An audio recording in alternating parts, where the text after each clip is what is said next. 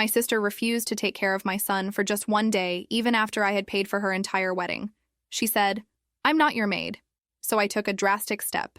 Before continuing the story, let us know in the comments which city you're watching from. Don't forget to subscribe to the channel, hit the notification bell so you won't miss more stories, and leave your like on the video. My name is Alexandra, and 3 hours ago I did something that will change my family forever. I canceled my sister's entire wedding. A wedding I had been paying for completely, and I'm not sorry. The last call I made was to the florist, canceling the imported orchids that cost more than my monthly mortgage. As I hung up, my hands weren't shaking anymore. For the first time in months, I felt absolutely calm. The silence in my apartment was deafening after weeks of constant wedding planning chaos, but it was the most peaceful silence I'd experienced in years. My phone is buzzing nonstop on the kitchen counter. 53 missed calls and counting. I can see the names flashing. Mom, Dad, Minha Irma over and over again. But I'm not answering. Not yet. I need these quiet moments to process what just happened, because honestly, I'm still trying to believe I actually did it. Let me be clear about something. I'm a trauma surgeon. I save lives for a living. I make split-second decisions under pressure that can mean the difference between life and death. I've never been impulsive or reckless. Every choice I make is calculated, measured, thought through completely. So when I tell you that canceling this wedding was the most rational decision I've made in years, I need you to understand that I mean it. But I'm getting ahead of myself. You're probably wondering how a successful doctor ends up in a situation where she's financing her sister's entire wedding, only to cancel it at the last minute. The truth is, this story doesn't start today. It doesn't even start when my sister announced her engagement 6 months ago. This story begins years ago with a pattern of behavior that I was too loyal, too hopeful, and frankly too stupid to see clearly until today. I grew up being the responsible one. While my sister was getting her nails done and posting Instagram stories about her latest shopping sprees, I was studying for medical school entrance exams. While she was dating a series of unemployed guys who looked like they stepped out of a boy band, I was working through residency, saving every penny I could. My parents were always so proud of her social life, her beauty, her ability to light up a room. Meanwhile, I was just practical, reliable, the one who would figure things out. After I finally established my practice, something shifted in our family dynamic. Suddenly, I wasn't just the responsible daughter anymore. I was the successful daughter, the one with money. And with that success came expectations I never agreed to. At first, it was small things. Help with mom and dad's mortgage when dad's business was struggling. A few $100s here and there to help with family expenses. I was happy to help. These are my parents, after all. But then I started noticing things. Designer purses appearing in my sister's closet, new cars, expensive dinners she'd post about online. When I asked my parents about it, they'd get uncomfortable and change the subject. It took me months to piece together what was happening. The money I was giving them wasn't staying with them. It was being redistributed to fund my sister's lifestyle, and everyone just expected me to be okay with it because I was the one who had it to spare. The breaking point should have come then, but it didn't.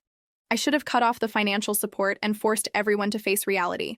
Instead, I convinced myself that family loyalty meant swallowing my resentment and continuing to be the reliable safety net everyone took for granted. Growing up in the Morrison household meant understanding an unspoken hierarchy that I didn't fully grasp until I was well into adulthood. My sister was the princess, and I was the workhorse. She got the pink bedroom with the canopy bed. I got the smaller room that doubled as dad's home office. She got dance lessons and pageant entries. I got library cards and secondhand textbooks. It wasn't necessarily malicious. My parents genuinely believed they were playing to our strengths. She was their social butterfly, and I was their little scholar. The problem was that this dynamic created a family structure where my achievements were expected, and her needs were prioritized. When I graduated valedictorian, the celebration dinner lasted about an hour because we had to rush to my sister's cheerleading competition. When I got accepted to medical school with a partial scholarship, my parents were proud but immediately started worrying about how they'd help with my remaining expenses. When my sister decided she wanted to try modeling and needed professional headshots that cost $1,500, they found the money somewhere. I learned early that love in our family was measured differently for each of us. My sister received unconditional adoration regardless of what she did or didn't accomplish. My love was earned through grades, achievements, and increasingly, financial contributions. I became the family fixer, the one everyone turned to when problems needed practical solutions. After medical school and residency, when I finally started earning real money, the pattern intensified. My parents would call with emergencies, The water heater breaking, unexpected car repairs, medical bills they couldn't handle. I always said yes, because that's what a good daughter does, right? But I started noticing that these emergencies coincided suspiciously with my sister's desire for new things. The monthly allowance I provided my parents, which I thought was helping them maintain their dignity in retirement, was actually funding my sister's spa appointments, her weekend trips to the coast, her constantly rotating wardrobe of designer clothes she'd wear once and forget about.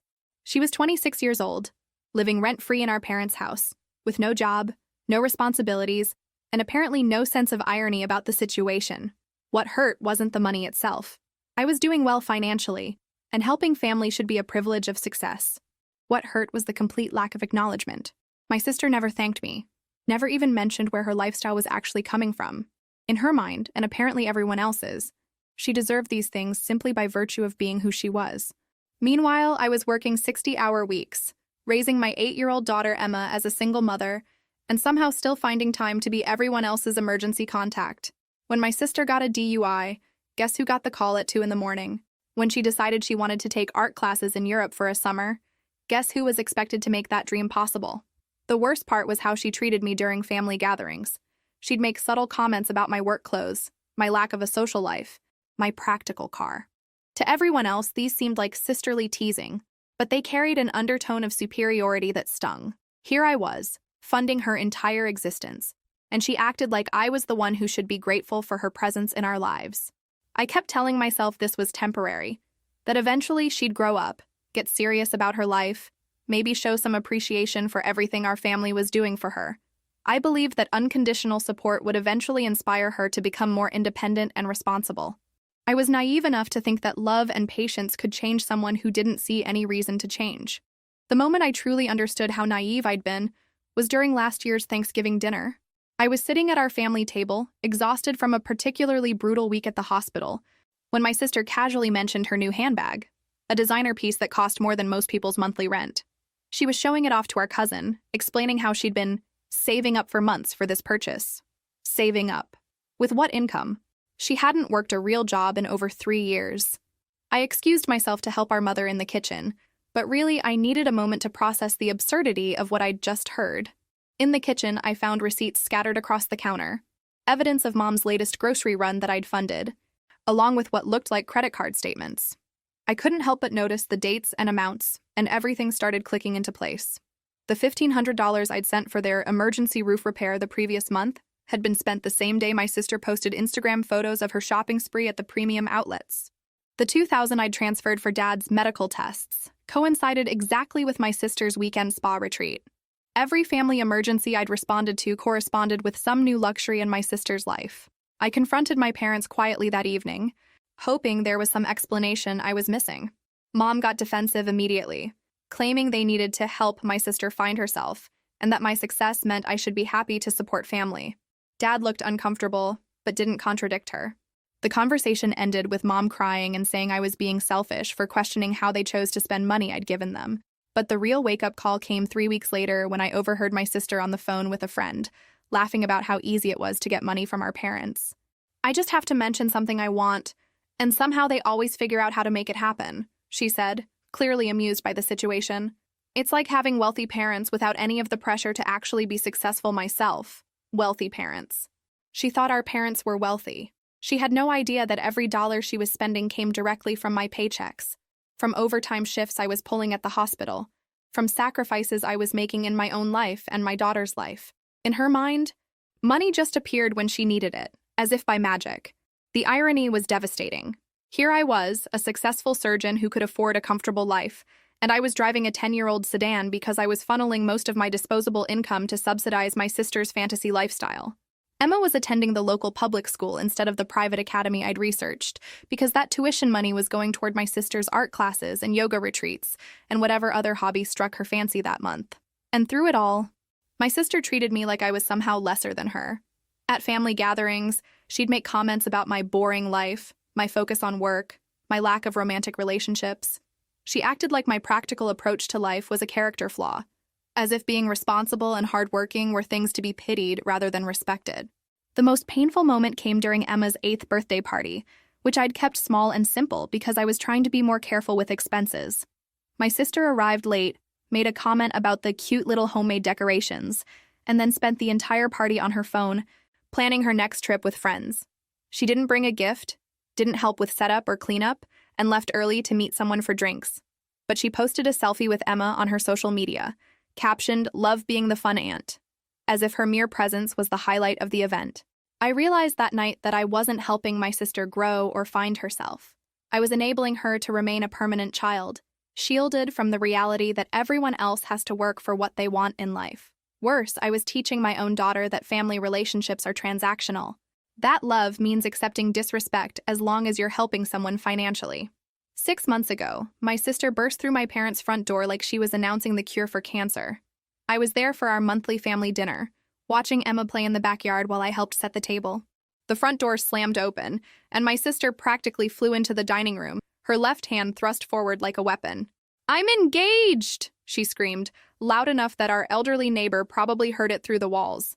The ring was massive. I'm talking about a diamond so large it looked almost cartoonish, set in what appeared to be platinum with smaller stones surrounding it. Even from across the room, I could tell this wasn't some budget engagement ring. This was the kind of ring that costs more than most people's cars. My parents went absolutely insane with excitement. Mom started crying immediately, pulling my sister into a hug and examining the ring from every angle. Dad was beaming, asking a dozen questions about proposal details and wedding plans. I stood there holding a stack of plates, trying to process what I was seeing and hearing. "Tell us everything," Mom demanded, and my sister launched into what sounded like a rehearsed speech about how her boyfriend, who I'd never met and barely heard mentioned, had surprised her with a romantic beachside proposal just that morning. "He's incredibly successful," she explained breathlessly. "He owns multiple businesses, travels internationally for work, and he's been planning this proposal for months. He said he knew I was the one from our first date, and he wanted to make sure the ring was worthy of me." I finally found my voice, found my, "What's his name again? I don't think you've ever really told us about him." My sister's expression flickered for just a moment, but she recovered quickly. "His name is Connor, and you haven't met him because he's been traveling constantly for work. He's an import-export, deals with high-end clients all over the world. Very exclusive, very lucrative." The details she provided were oddly vague for someone describing the love of her life. She couldn't say exactly which cities he traveled to, what specific products he imported or exported, or even how long they'd been seriously dating. When I asked where he was now, she said he had to fly to Los Angeles immediately after the proposal for an emergency business meeting. But my parents didn't seem to notice the inconsistencies. They were too busy planning the wedding of the century, talking about venues and guest lists and whether 6 months was enough time to plan properly. My sister was eating up every second of attention, describing her vision for the perfect ceremony with the confidence of someone who had unlimited resources to make it happen. "We're thinking spring wedding, maybe at the Grandview Manor downtown," she said casually, as if she was suggesting a backyard barbecue instead of the most expensive wedding venue in our city. "Connor says money is no object when it comes to our special day. He wants me to have everything I've ever dreamed of." I did some quick mental math. Grandview Manor starts at $15,000 just for the venue rental, before food, flowers, music, or anything else. A wedding there could easily cost $40,000 or more, depending on how elaborate they wanted to make it. "That sounds expensive," I said carefully. "Are you sure Connor's business can handle that kind of expense while he's still building his companies?" My sister gave me a look like I'd just suggested she was marrying someone inappropriate. "Alexandra, Connor is incredibly successful. More successful than anyone in our family has ever been. Money really isn't a concern for us." The phrase "anyone in our family" hit me like a slap. I'm a surgeon. I've worked for over a decade to build a successful practice. I own my own home, support my daughter comfortably, and have been single-handedly funding our family's lifestyle for years. But apparently my sister's mysterious fiancé with his vague import-export business was more successful than my actual, verifiable career. Over the following weeks, the wedding planning consumed every family conversation. My sister would call me with updates about dress shopping, venue tours, and catering options, but Connor never seemed to be available to meet. He was always traveling, always in meetings, always just about to return from some important business trip that would get delayed at the last minute. 2 months after the engagement announcement, I got the call I should have seen coming. It was a Saturday afternoon, and I was at the park with Emma when my phone rang. My mother's voice sounded strained, almost apologetic, which immediately put me on alert. "Alexandra, honey, we need to talk about the wedding," she began carefully. Could you maybe stop by the house this evening? There's been a complication. A complication. In our family's vocabulary, that was code for someone needs money and you're the only person who has it. I found my parents sitting at their kitchen table that evening, looking like they were about to deliver terrible news. My sister was conspicuously absent, which should have been my first clue about what this conversation was really about. The thing is, Dad started hesitantly, Connor's been having some cash flow issues with his business. Nothing permanent, just some international deals that got delayed due to shipping complications. His money is all tied up in inventory that's stuck in customs. I sat down slowly, already understanding where this was headed. And, well, your sister has her heart set on having the wedding as planned, Mom continued. She's already put deposits down on several vendors, and Connor feels terrible that his business situation might force them to postpone or scale back their dream wedding. How much are we talking about? I asked, though I suspected I already knew the answer would be astronomical. Dad cleared his throat. The total budget they'd settled on was around $35,000. Connor has assured us he'll pay back every penny once his business situation stabilizes, which should be within the next few months. $35,000 for one day. I felt my chest tighten as I processed the enormity of what they were asking. That was more than I'd spent on my own wedding years ago, more than I spent on my daughter's entire education expenses annually, more than most people make in 6 months. You want me to pay for my sister's entire wedding? I said flatly. Not pay for it, Mom corrected quickly.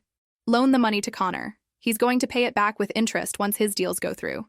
You'd actually make money on this arrangement. The awkward silence that followed told me everything I needed to know about how confident they really were in Connor's ability to repay this loan. If they truly believed he was good for the money, they would have found a way to borrow it themselves or suggested Connor get a business loan from an actual bank. Where's my sister during this conversation? I asked. Shouldn't she be here discussing her own wedding finances? She's too emotional about the whole situation, Dad explained. She's been crying for days about the possibility of having to cancel everything. Connor suggested we talk to you family to family, so she wouldn't have to go through the stress of explaining their financial situation. Family to family. As if this was some kind of collaborative decision instead of a desperate attempt to manipulate me into funding a wedding that the actual couple couldn't afford. I asked to see the contracts and deposit receipts my sister had already signed. The numbers were even worse than I'd imagined. She'd committed to a photographer who charged $8,000. The florist alone was $4,000. The dress she'd chosen cost $3,000 for a single day, for one outfit she'd never wear again. These are luxury prices, I pointed out. If money is tight, why didn't she choose more reasonable options? Connor insisted she shouldn't have to compromise on her dream wedding just because of temporary business difficulties. Mom explained. He said a woman like your sister deserves the best, and he didn't want her to feel like she was settling for less than she's worth. That phrase stuck with me. A woman like your sister. What did that mean exactly? A woman who'd never worked for anything in her life? A woman who expected other people to pay for her dreams while she contributed nothing? A woman who thought she deserved luxury simply by virtue of existing? They sat there looking at me with hopeful expressions, waiting for me to be the family hero once again. And despite every rational thought in my head screaming that this was a terrible idea, I felt the familiar weight of family obligation settling on my shoulders. I need to think about it, I said finally. Of course, Dad said quickly. But the thing is, some of these deposits are due pretty soon, and if we don't secure the vendors... The unspoken threat was clear. If I didn't agree immediately, I'd be responsible for ruining my sister's wedding dreams. Against every instinct I possessed as both a doctor and a rational human being, I said yes. I agreed to pay for the entire wedding, justified by the promise that Connor would repay everything with interest once his business dealings were resolved. It was one of the stupidest decisions I've ever made, and I knew it even as the words were leaving my mouth. The moment I agreed, the dynamic in that kitchen shifted dramatically. The tension disappeared, my parents' faces lit up with relief, and suddenly I was no longer a daughter being asked for help. I was a solution to be managed and directed. Oh, thank you, sweetheart, Mom gushed, reaching across the table to squeeze my hand. Your sister is going to be so relieved. You have no idea how worried she's been about this. But when my sister finally appeared at the house an hour later, her response wasn't relief or gratitude. It was a list of additional requirements. Now that the money issue is sorted out, she announced, I want to make sure we're all clear about expectations.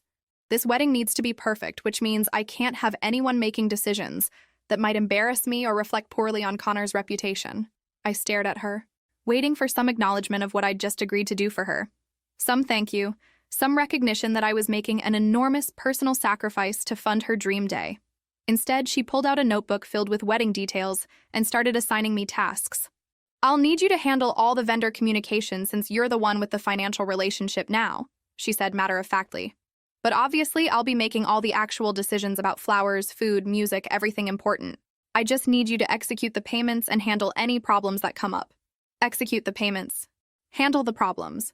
I was being relegated to the role of wedding coordinator/ATM, responsible for all the stress and logistics but none of the creative decisions.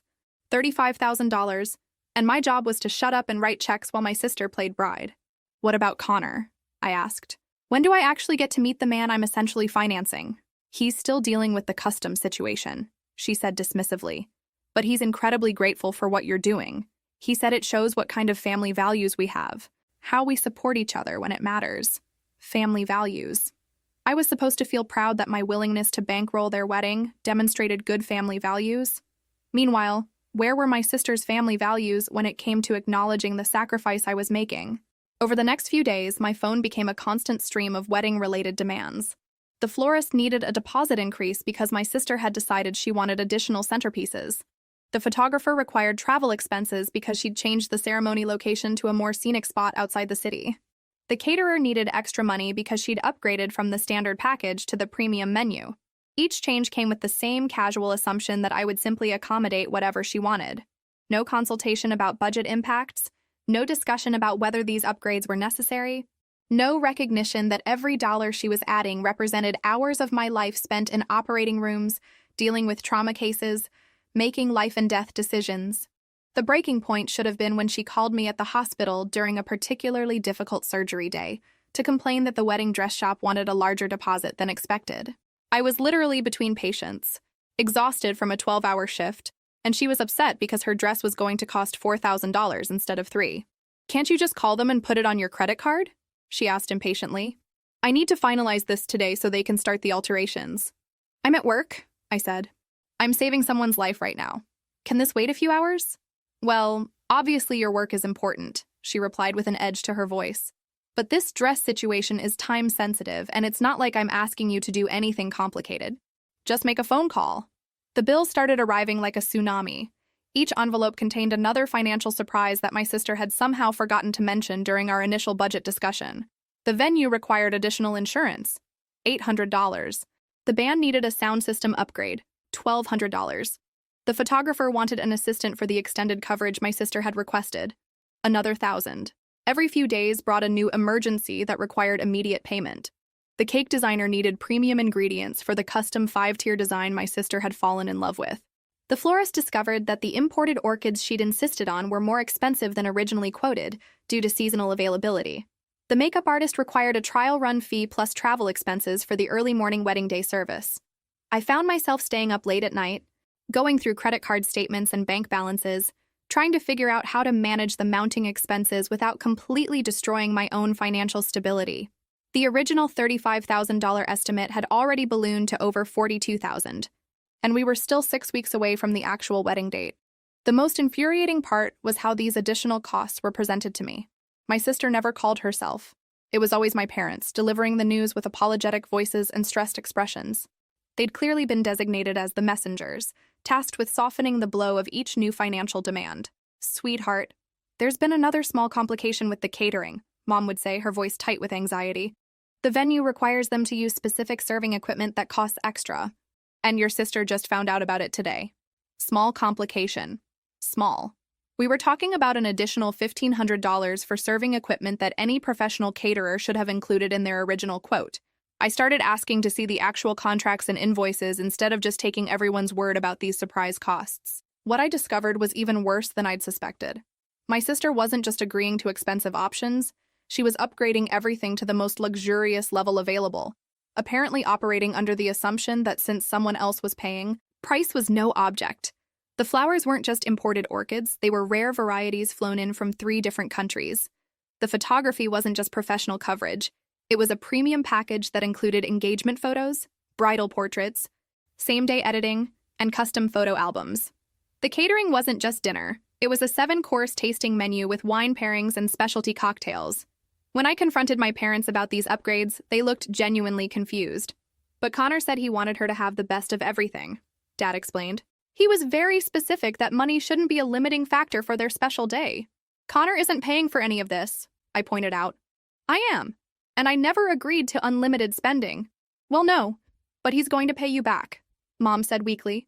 And in the meantime, wouldn't you want your sister to have a beautiful wedding? This is a once-in-a-lifetime event. A once-in-a-lifetime event that was costing more than many people's annual salaries.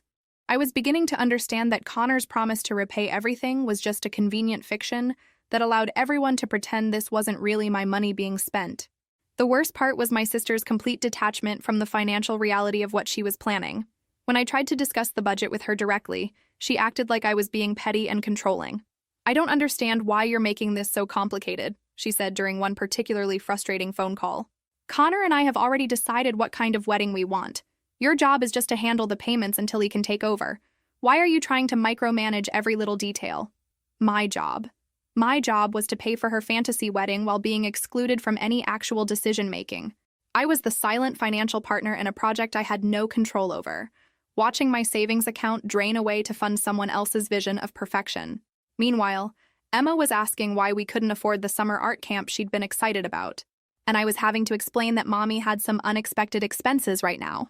I was canceling my own vacation plans, postponing necessary home repairs, and driving a car that needed significant maintenance because every available dollar was going toward my sister's wedding. 5 days before the wedding, I received a call that should have been the highlight of my professional month.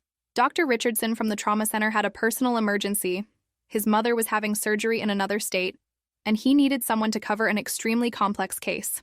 A multi-vehicle accident victim required immediate reconstructive surgery, the kind of challenging procedure that could add $15,000 to my quarterly income.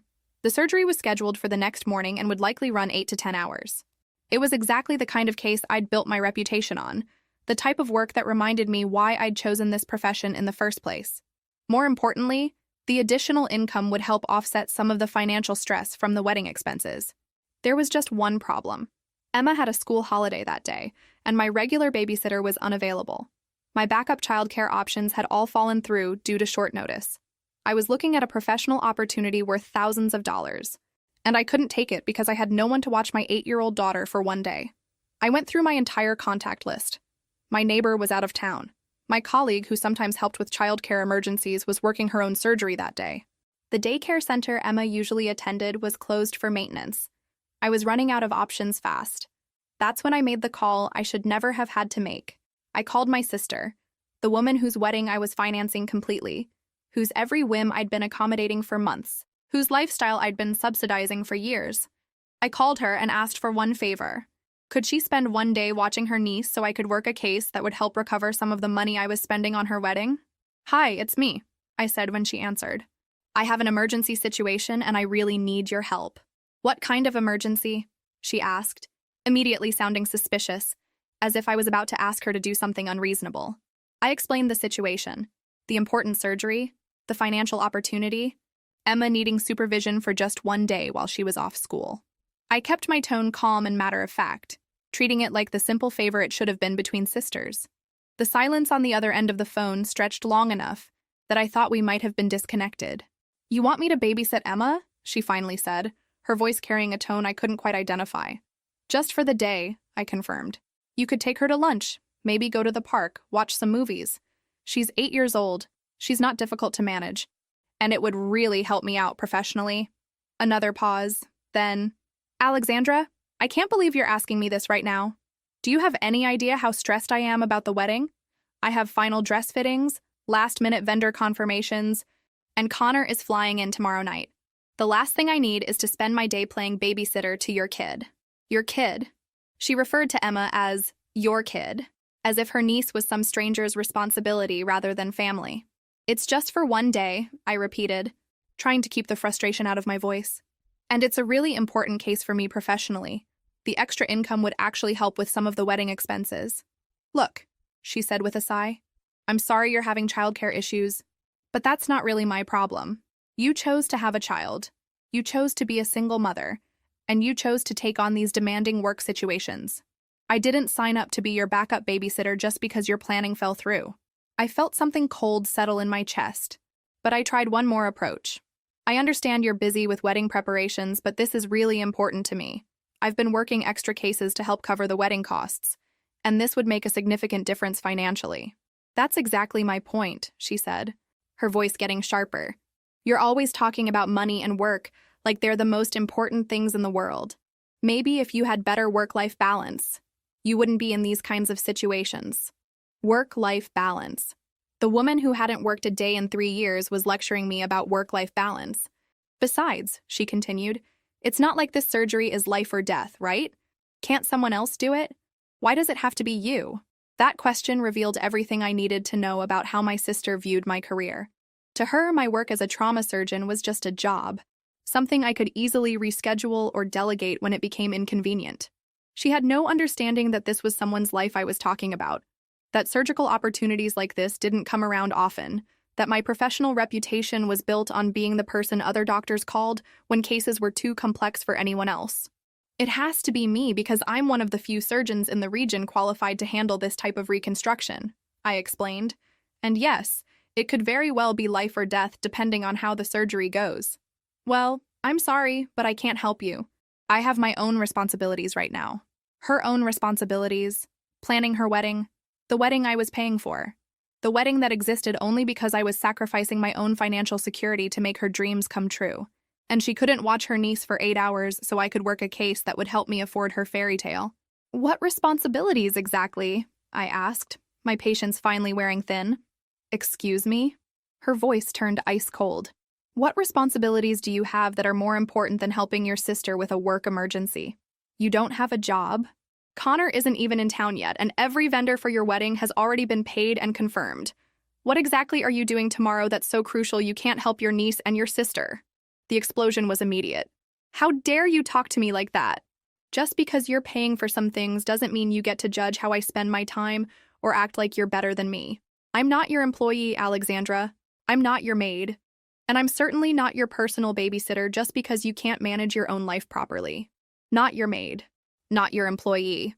These were the words that ended everything, though I didn't realize it in that moment. I was too shocked by the sheer audacity of what she'd just said. Here I was, funding her entire wedding, and she was acting like I was the one being unreasonable for asking for help. Fine, I said quietly. I understand. You can't help me. Good. I'm glad you finally get it. I hung up the phone and sat in my kitchen for a long time, staring at nothing. Then I called Dr. Richardson and told him I couldn't take the case. $15,000 gone because my sister couldn't be bothered to spend one day with her niece. After I hung up the phone, something fundamental shifted inside me. I sat at my kitchen table for nearly an hour, replaying the conversation and really hearing my sister's words for the first time.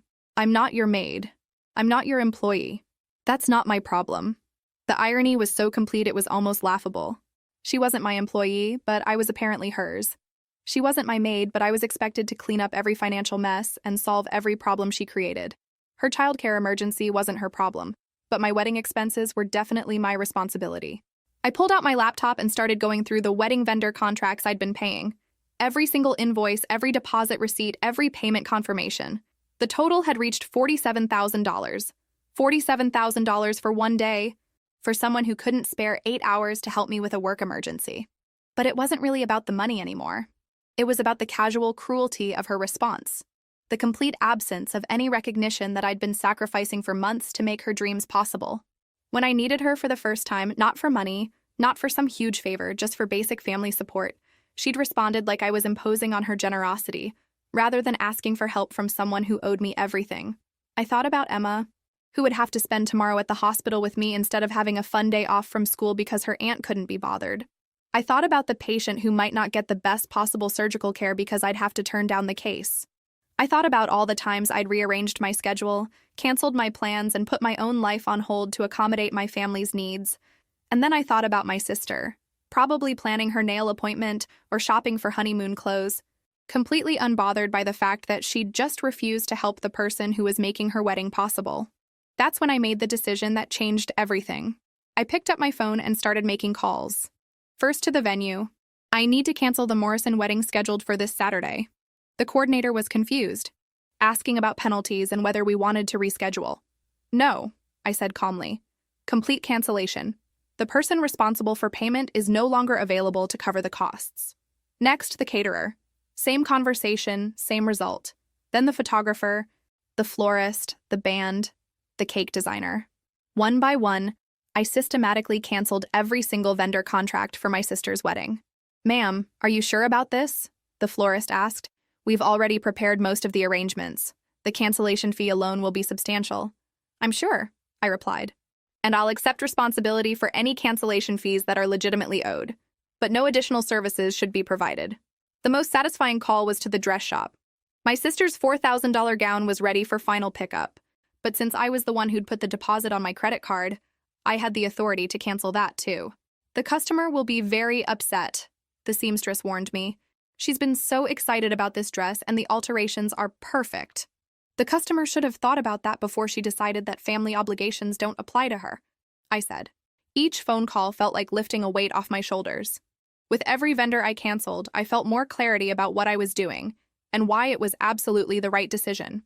This wasn't spite or revenge. This was setting a boundary that should have been set months ago.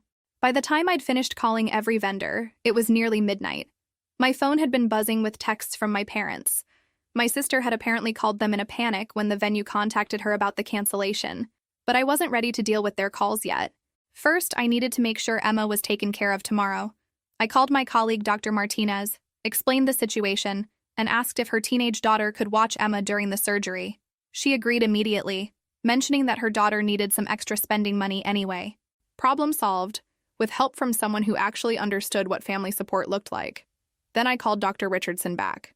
"I've resolved my childcare situation," I told him. "I can take the case tomorrow after all." "Are you sure?"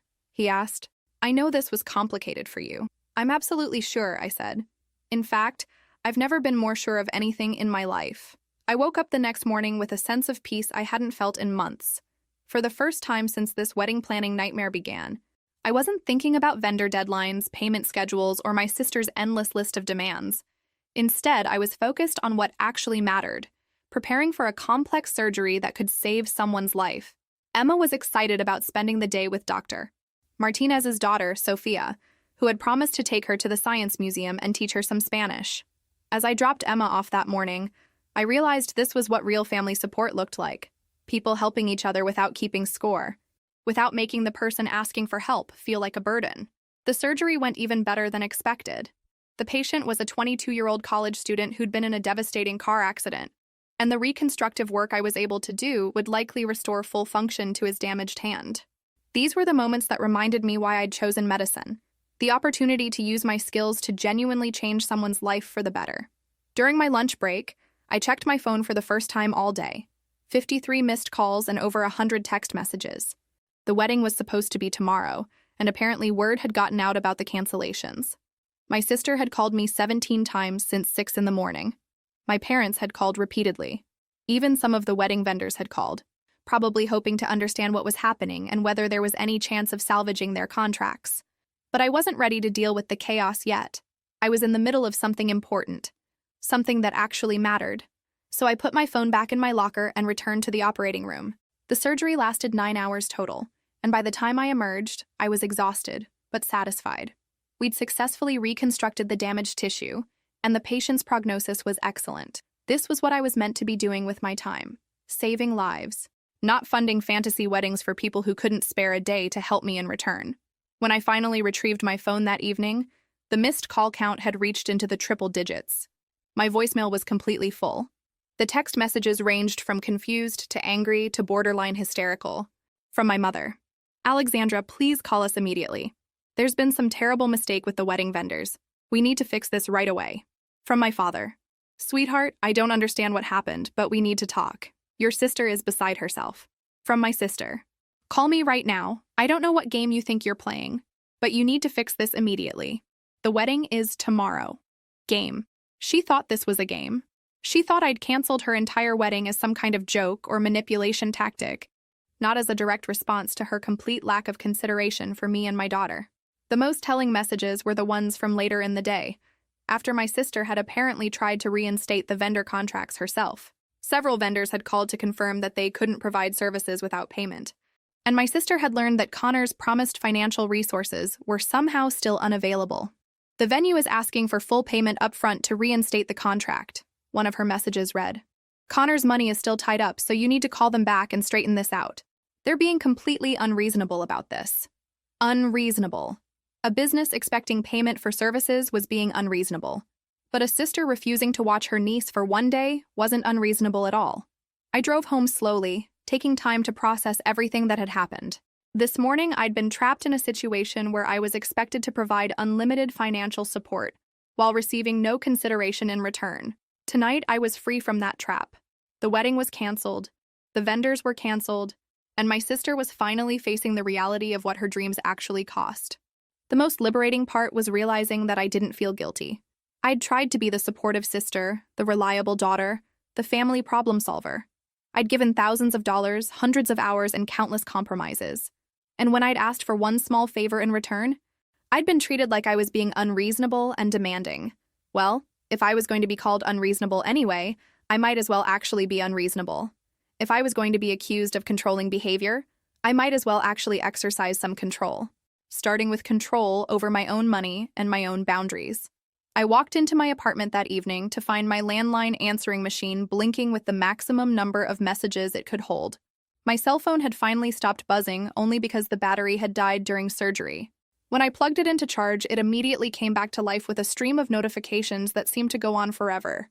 The messages told the story of a day that had apparently descended into complete chaos.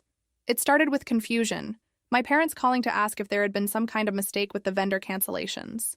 Then came panic as my sister realized this wasn't an error, but a deliberate action. Finally came desperation as they all realized that the wedding was scheduled to happen in 18 hours, and every essential vendor had been canceled. Alexandra, this is your mother. I don't understand what's happening, but people are saying the wedding is canceled. Please call me back immediately so we can sort this out. It's Dad. Your sister is crying hysterically. She says you canceled everything for her wedding. That can't be true. Please call us so we can figure out what really happened. Alexandra, it's me. My sister's voice was tight with barely controlled rage. I don't know what you think you're doing, but you need to call every single vendor back and fix this mess. The wedding is tomorrow. Tomorrow. You can't just destroy months of planning because you're having some kind of breakdown. The messages progressed through the day, becoming increasingly frantic as my family realized that most vendors wouldn't reinstate canceled contracts without full payment up front, payment that neither my sister nor Connor could apparently provide. The florist wants $4,000 in cash to provide the arrangements tomorrow. My sister's voice was shaking now. The photographer won't even take our calls. The caterer says they've already booked another event for tomorrow night. You need to fix this right now. But the most interesting messages were the ones that revealed what was happening with Connor. Around message 37, the tone shifted from anger to confusion to something approaching panic. Connor's business partners are saying they can't release his funds until Monday. My sister's voice was smaller now, less certain. But that doesn't matter because you're going to call the vendors back anyway, right? You're not actually going to let my wedding be destroyed over one stupid babysitting request. One stupid babysitting request. Even in crisis mode, she couldn't acknowledge that refusing to help with Emma had been wrong. Even facing the complete collapse of her wedding day, she was still characterizing my request as unreasonable. Message 43 was from my mother. Sweetheart, we've been trying to reach Connor all day to see if he can resolve the payment issues with the vendors, but he's not answering his phone. Your sister says he's in important business meetings, but this is becoming very concerning. By message 50, even my father sounded worried. Alexandra, I think we need to have a serious family conversation about everything that's been happening. There are some things about this wedding situation that aren't adding up, and we need to figure out what's really going on. The final message on my answering machine was from my sister, recorded just an hour before I got home. I've been calling you for 12 hours. 12 hours. Do you understand that my wedding is tomorrow and I have no venue, no food, no flowers, no music? Guests are already traveling here. People have taken time off work, bought gifts, made arrangements. You can't just destroy all of that because you're mad at me. But it was the text messages that really told the story of how the day had unfolded. My sister had apparently spent hours trying to reinstate vendor contracts herself, only to discover that the wedding industry doesn't work that way. You can't cancel everything and then expect to reinstate it 24 hours later without consequences. Some vendors were willing to work with her, but only with full payment up front and significant penalty fees. Others had already committed their services to other events. The dress shop informed her that while the gown was still available, it would cost an additional $1,500 to rush the final alterations for pickup tomorrow. Most telling were the texts about Connor's mysterious absence during this crisis. My sister had been calling and texting him frantically all day, but he wasn't responding to her attempts to reach him. His business partners claimed he was in emergency meetings that couldn't be interrupted, even for a wedding emergency. Connor finally called back. One of her texts read, "He's devastated about everything, and he's trying to liquidate some assets to cover the vendor costs. But it might take a few days to get the money together." A few days. The wedding was tomorrow, and Connor needed a few days to get money together. Either he wasn't nearly as wealthy as he'd claimed, or he was remarkably bad at managing his finances during emergencies. I finally returned my parents' calls that evening, but I was calm and resolved in a way that seemed to unnerve them more than if I'd been angry or emotional. They'd clearly expected me to be apologetic, ready to fix the situation and restore the wedding plans. Instead, they found someone who had thought everything through and wasn't changing her mind. "Alexandra, thank God," Mom said when she answered. "We've been worried sick. What happened with all the vendors? How do we fix this?" "There's nothing to fix," I said simply. "I canceled the wedding because I'm no longer willing to pay for it." The silence stretched long enough that I wondered if the call had dropped. Finally, Dad's voice came on. They'd put me on speakerphone. "Sweetheart, we know you're upset about the babysitting situation, but canceling the entire wedding seems extreme. It's not about babysitting," I explained. "It's about the fact that I've been financing my sister's lifestyle for years. And when I needed one small favor in return, she told me it wasn't her problem. That made me realize this entire arrangement isn't working for anyone." "But the guests," Mom protested. "People have traveled from out of state. Your sister is devastated. Surely we can work something out." "Where's Connor in all this?" I asked. "Where's the man who promised to pay me back with interest? Where's the successful businessman who insisted money was no object for his bride?" Another long pause. I could hear whispered conversation in the background before Dad came back on the line. "Connor's been trying to access his funds all day, but there are some complications with his business accounts." "What kind of complications exactly?" "Well," Mom's voice was hesitant. "It seems like his money is tied up in some kind of legal issue. Something about an investigation into his business practices." The pieces clicked into place immediately. Connor wasn't having cash flow problems. He was under investigation. The mysterious travel, the vague business descriptions, the inability to meet family members, the sudden financial difficulties right before the wedding. My sister had gotten engaged to someone who was likely involved in something illegal. "Has my sister been told about this investigation?" I asked. "We're not entirely sure what to tell her," Dad admitted. "Connor asked us not to worry her with the details while he's trying to resolve everything." "Where is Connor right now?" We don't actually know," Mom said quietly. "He was supposed to fly in tonight for the rehearsal dinner, but his flight was canceled. Or delayed. Or something. Your sister has been trying to reach him all evening." I felt a strange combination of vindication and sadness. Vindication that my instincts about Connor had been correct, but sadness that my sister was about to learn some very hard truths about the man she thought she was marrying. "You need to tell my sister everything you know about Connor's situation," I said. "She deserves to know what she's really dealing with." "But if we tell her, it might ruin everything," Mom protested. "Mom, everything is already ruined. The wedding is canceled. Connor is missing, and apparently he's under criminal investigation. My sister needs to face reality, not live in a fantasy that's being funded by other people's money." The next morning, I woke up to find my phone surprisingly quiet. Only 3 missed calls overnight, compared to the dozens from the day before. When I checked my messages, I found out why. Connor had disappeared completely. His phone was going straight to voicemail. His business contacts claimed they didn't know where he was, and his hotel reservation for the wedding weekend had been canceled. My sister had spent the night calling hospitals and police stations, thinking something terrible had happened to him. It wasn't until Sunday afternoon that the truth came out. Connor hadn't been in an accident or detained by business emergencies. He'd fled the state when he realized my family didn't actually have money to support his lifestyle or cover his legal problems. A mutual acquaintance finally revealed that Connor had been running elaborate cons on women he met through dating apps, convincing them to support him financially while he fought various legal battles. My sister had been his mark, not his fiancée. The engagement ring was fake. The promises of repayment were lies. The entire relationship had been designed to extract as much money as possible from my family before he moved on to his next victim. 6 months later, I've rebuilt my relationship with my parents, who finally understood the impossible position they'd put me in for years. My sister moved to another city to start over, humiliated by the realization that she'd been completely fooled by Connor's scam. She sent me a letter of apology eventually, acknowledging that she'd taken my support for granted and treated me unfairly. Emma and I are thriving.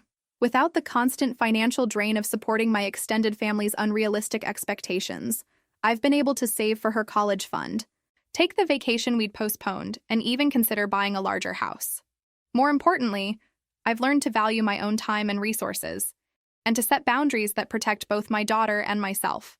The $15,000 I earned from that emergency surgery went into Emma's education fund, and every time I face a difficult decision about family obligations, I remember how it felt to finally say no to demands that weren't reasonable, and how much peace came from prioritizing the people who actually deserved my support.